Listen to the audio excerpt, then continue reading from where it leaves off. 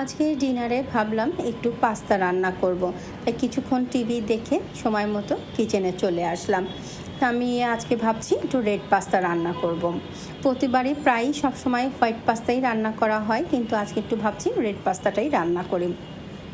আমি রেড পাস্তার মধ্যে না সসেস আর ক্যাপসিকাম দিয়েছি, আর এখানে গাজরও দেয়া যায়, কিন্তু আমার বাসায় গাজর ছিল না, সেই জন্য আমি এটা স্কিপ করে নিয়েছি।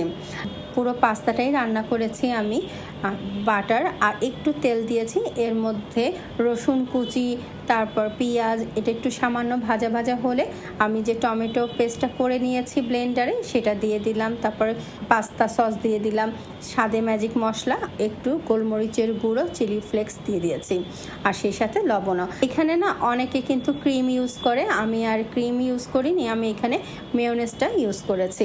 মেয়োনেজ দিলেও কিন্তু সেম মজা হয়। আর নামানোর কিছুক্ষণ আগে আমি মোজারেলা চিজটা দিয়ে দিয়েছি। এইখানে কিন্তু স্লাইস চিজও দেওয়া যায়, সেটা আর দেইনি, ভাবলাম মোজারেলা চিজটাই দেই, একটু স্টিকি স্টিকি হবে, বাচ্চারাও খেতে পছন্দ করবে। পাস্তা খেতে কিন্তু অনেক মজা হয়েছিল, বাচ্চাদের কাছে তো ভালো লেগেছিল, আমার কাছেও কিন্তু বেশ ভালো লেগেছে। এই ছিল আমার আজকের সারাদিনের গল্পের মধ্যে ছোট্ট একটা গল্প।